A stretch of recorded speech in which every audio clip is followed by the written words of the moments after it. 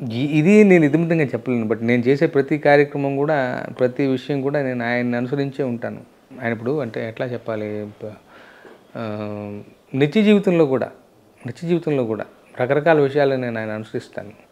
ఇది అని నేను ఇదిమితంగా మీరు టక్కున అడిగితే నేను చెప్పలేను. నా ప్రతిది అంటే ఎట్లా ఇప్పుడు ఆయన వెళ్ళిన మరుసటి రోజుల్లో ఫేస్‌బుక్‌లో చూస్తే ప్రతి వాళ్ళు ఆయనతో ఫోటో పెట్టారు. నా దృష్టికి ఏంటంటే ఈయన ఆహ్, బెడ్‌రూమ్ దాటి పాట రాయడానికి వస్తారు ఆఫీస్‌కి, మళ్ళీ బెడ్‌రూమ్‌కి వెళ్ళిపోతారు. ఇంతే తెలుసు నాకు. అసలు వీళ్ళందరికీ ఈయన ఎప్పుడు ఇంత టైం ఇచ్చారు. కొంతమంది పిల్లల బర్త్‌డేకి వెళ్ళారు, కొంతమంది ఇళ్ళకి వెళ్ళి కాఫీ తాగి వచ్చారు. ఇట్లా కొన్ని కొన్ని విషయాలు ఈయన వీళ్ళకి ఎంతమందికి ఇంత టైం ఇవ్వగలిగారు, ఎంతమంది జీవితాలని స్పర్శించగలిగారు. సో మనం చేయగలిగిన అది గొప్ప పని ఏంటి? ఇది నాకు పెద్ద ఎగ్జాంపుల్. ఇప్పుడు రకరకాలైన వృత్తిపరమైన చికాకులు, వ్యక్తిగత చికాకులు 100 ఉంటాయి. మన అందరికీ ఉన్న 24 గంటలే ఏ రోజుకి ఆ రోజు పొద్దున్న లేసి ఏదో టెన్షన్ ఉంటుంది. వీటన్నిటి మధ్యలో నుంచి కూడా ఇలాంటి ఒక విషయం పెద్దాయన సాధించాం, మనం సాధించాం, వీళ్ళని ఎక్కువ జీవితాలు స్పర్శించగలగాలి మనం. నేనేదో పెద్ద రామజోగయ్య శాస్త్రి సెలబ్రిటీ ఆ యాంగిల్ కాదు, ఒక సామాన్య మానవుని నేను. నా పక్కింటి మనిషిని చక్కగా పలకరించగలను. పొద్దున్నే ఆయన పాల ప్యాకెట్ కొని సంచి తీసుకుని వెళ్తుంటే నేను ఎదురు పడితే బాగున్నారా పలకరించగలగాలి. ఆయన తోటి మనిషిగా చిన్న చిన్న విషయాలు పక్కింట్లో ఇబ్బంది అయింది అంటే నేను స్పందించగలిగి ఉండాలి. సీతారామ శాస్త్రి గారిలో ఒక ప్రేమతత్వం, మనుషుల్ని ప్రేమించే లక్షణం ఉంది కదా, అంతే. అది మీరు గ్రహించారు. అది ఒకనొక విషయం ఉన్నా వెంటనే మీరు అడిగితే గుర్తు చేసుకోవాలి. అది ఆ ప్రేమతత్వం మీరు అన్నారు కదా. ఆయన వెళ్ళిపోయిన తర్వాత చాలా మంది ఫేస్బుక్లో ఫోటోలు పెట్టుకున్నారు. ఇంతమందిని ఈయన కలవటం, వాళ్ళతో మాట్లాడటం, టైం స్పెండ్ చేయటం, ఒక పక్క పాటలు రాసుకుంటూ, ఒక పక్క ఇంత సీరియస్గా ఆలోచిస్తూ ఉండే మనిషికి ఇలా మల్టీగా జనంతో ఉన్నాడు ఆయన. ఆయనలోని ప్రేమతత్వమే మిమ్మల్ని కలిపింది అంటారా? డెఫినెట్గా. ఇప్పుడు అది అట్లాంటి ఇంకో మాట గుర్తొస్తుంది నాకు. డెఫినెట్గా ఆ ప్రేమతత్వం ఏమంటాం, ఆయన ప్రతిపాటలోని విశ్వమానవుడు అన్నట్టుగా ఉంటుంది ప్రతిపాట. అందరికి సంబంధించిన వ్యక్తిగా ఉంటుంది, అందరి పట్ల ప్రేమగా ఉంటుంది, బ్యారియర్స్ని తొలగించేలాగా ఉంటుంది. ఆయన ఏమంటాం పాటలో ప్రవచించే విషయాలన్నీ కూడా. సో నిజ జీవితంలో ఇలా ఉన్నారు, పాటలో అలా ఉన్నారు. అంటే రెండింటికి ఒక మ్యాచింగ్ ఉంది. అంటే ఏంటి, తను చెప్పిందే చేస్తున్నారు, తను రాసిందే తను ఆచరిస్తున్నారు.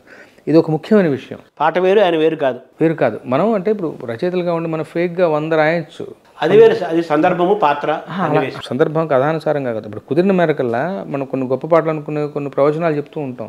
ఇప్పుడు నిజ జీవితంలో మనం అలా ఉండకపోతే అది ఓన్లీ హృదయం లేదు, ఓన్లీ మెదడే. అక్కడ ఆ తేడా లేదు. సో కుదిరిన మేరకు, వీలైనంత మేరకు నేను అలాంటి ఒక లక్షణాన్ని కూడా నా అలవాట్లో పెట్టుకోవాలి. అలా కంపేర్ చేసుకుంటే మీరు ఆ సాఫ్ట్వేర్ని, ఆ తత్వాన్ని మీరు కనెక్ట్ చేసుకున్నారా, ఇంకా దూరంగా ఉన్నారా? It's a process. నేను ఏమంటానంటే ఫస్ట్ ఆఫ్ ఆల్ తెనాలి వెళ్ళాలంటే తెనాలి వెళ్ళాలి అని మనకు తెలియాలి. తర్వాత బస్ స్టాండ్ ఎక్కడ ఉంది, బస్సు ఎక్కడ ఆగుతుంది, టికెట్ ఎప్పుడు కొనుక్కోవాలి, ఇవన్నీ తెలుస్తాయి. నాకు తెనాలి వెళ్ళాలని విషయం తెలుసు. ఆ పరిస్థితుల్లో నన్ను ప్రవేశపెట్టుకుంటూ సాధనలో ఉన్నాను. నేను ఎంతవరకు ఉండే డెఫినెట్గా నేను ఆ దారిలోనే ఉన్నాను నేను. సరే, సీతారామ శాస్త్రి గారు అలా ఉంచగా, సీతారామ శాస్త్రి గారు వేరు కాదు, మీరు వేరు కాదు అనే, మేమిద్దరం ఒకటే అనే, ఆయన ఎప్పుడూ నా హృదయాల్లో ఎప్పుడూ ఉంటారనే ఫీల్తో ఉన్నారు. నేను ఈరోజు ఎలా ఉన్నానంటే సీతారామ శాస్త్రి గారి యొక్క ఆయన ఆశీస్సులు, ఆయన ప్రభావం చాలా ఎక్కువ పాట మీద కాకపోయినా, సాహిత్యం మీద కాకపోయినా ఉందనే ఒక గురుభావం మీలో పుష్కలంగా ఉంది. ఇది ఇలా ఉంచగా ఇక్కడేమో రామజోగ శాస్త్రి గారి ఇల్లు ఇలా వస్తుంటాయి. జస్ట్ ఊరికి ఇలా చూస్తే, మీ ఇంట్లోనే చూస్తే చంద్రబోస్ గారి ఇల్లు కనిపిస్తుంటుంది. అవును, ఇద్దరు పెద్ద రైటర్లు పక్కపక్కన ఇల్లు. మీ ఇద్దరి స్నేహము, మీ ఇద్దరు బంధం ఎలా ఉంటుంది చంద్రబోస్ మీద? ఈ మణికొండ ప్రాంతానికి బోస్ గారు నాకన్నా చాలా ముందు వచ్చారు. సో నేను కూడా సర్ప్రైజ్ అయ్యాను యాక్చువల్గా. ఇప్పుడు ఉన్న ఈ ఇల్లు స్థలం కొనుక్కునేటప్పుడు ఇట్లా అని చెప్తే, సో ఏమిటి లొకాలిటీ బాగుంటుందా ఏమిటి ఎట్లా అన్నది బోస్ గారు కూడా సలహా ఇచ్చారు, బాగుంటుందండి అని చెప్పేసి. సో అప్పటి నుంచి, అంతకుముందు నాకు ఆయనతో ఎక్కువగా మాట్లాడిన సందర్భాలు గుర్తులేవు. ఈ ఏరియాకి వచ్చిన తర్వాత, ఇల్లు కట్టుకున్న తర్వాత వస్తూ పోతూ ఉంటాం. ఇదంతా చాలా సౌజన్యం, చాలా స్నేహశీలైన, అసలు అత్యంత ప్రేమగా ఉంటాం. అసలు మా మధ్య వృత్తిపరమైనటువంటి ఏమీ ఉండవు. ఆయన యాక్చువల్గా మితభాషి, కలుసుకోవడం అరుదు. బట్ ఎప్పుడైనా ఫోన్ చేస్తే టక్కున రెండో రింగుకి ఫోన్ తీస్తారు. అవసరమైన సలహాలు, సంప్రదింపులు మా మధ్య ఉంటూనే ఉంటాయి. మా మధ్య అంటే అన్నిటికీ మించి ఒక వార్మ్త్ అండ్ ఎఫెక్షన్ అంటాం కదా, ఒక ఆత్మీయ స్పర్శ ఉన్నది. అది నేను స్వచ్ఛమైంది. ప్రొఫెషనల్ వ్యవహారం ఏమి ఉండదు. అసలు రైవల్రీ అన్న మాట లేదు, ఎందుకంటే ఆయన నాకన్నా చాలా సీనియరు. సో బాగా ఇదిగా ఉంటాం మేము.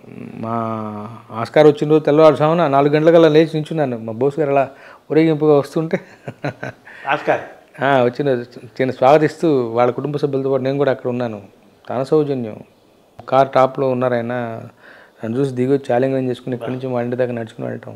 So we reciprocate the same kind of ఏమంటాం లవ్ అండ్ ఎఫెక్షన్. అది అటువంటి స్వచ్ఛమైన పవిత్రమైన అసూయలు, అహంకారాలు, స్వార్థం లేని మానసిక ప్రవృత్తి ఉంటే మనం ఆరోగ్యంగా ఉంటాం కదా. డెఫినెట్గా ఉంటాం. అవసరం లేని విషయం. మంచి గంధాలు లాంటి పాటలు పడతాయి అప్పుడు, అంతే మాటలు పడతాయి. అంతే. ఎవరి పద్ధతి వాళ్ళది, ఎవరి పాట వాళ్ళది. ముఖ్యంగా అసలు మనం ఈ భుజకీర్తులు ఇవన్నీ పెట్టుకునే దానికన్నా ముందు మనం ఇద్దరం కూడా బేసిక్గా ఇద్దరు మనుషులం. ఒక మనిషికి మధ్య అనుబంధం ఎలా ఉండాలి, మనసే కదా మనిషికి, మనసు ఉన్నది వాడే మనిషి.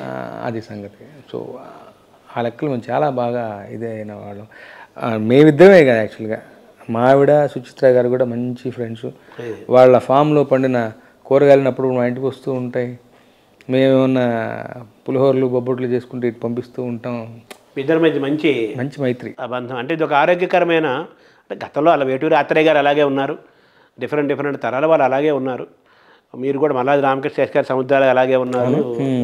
తర్వాత సీతారామ శాస్త్రి గారి యొక్క దాని ఏమంటారు, ఆ పెరట్లో ఒక ఆయన తులసి మొక్కలాగా మిమ్మల్ని తయారు చేసి మీకు పాఠాలు చెప్పి జీవిత పాఠాలు చెప్పి అలా తయారు చేసుకునే క్రమంలో మీరు ఎదిగారు బాగా. ఆయన కంటెంట్గానే అలా ఎదుగుతూ అలా ఒక పెద్ద హైయెస్ట్ రెమ్యునరేషన్ తీసుకోవడం కాకుండా పెద్ద హీరోస్కి సినిమాలు రాసేదానికి ఎదిగారు కదా. మీ ఎదుగుదలని పట్ల ఆయన ఎలా మేము ఆశీర్వాదం అందించారు? చాలా అంటే చాలా సంతృప్తి. చాలా సంతృప్తి ఆయనకి. ఆయన మేము ఇప్పుడు కరోనా టైంలో అయితే ముఖ్యంగా గంటలు మాట్లాడుకునేవాళ్ళం. అసలు ఆయన చాలా ఇదిగా ఉండేవాళ్ళు. ఆయన ప్లస్ వారి సతీమణి పిన్నమ్మ అంటాను నేను, వాళ్ళ ఫ్యామిలీ మొత్తం కూడా అసలు నేను కుటుంబ సభ్యుడిలాగా నన్ను హక్కుని చేర్చుకున్నారు వాళ్ళు.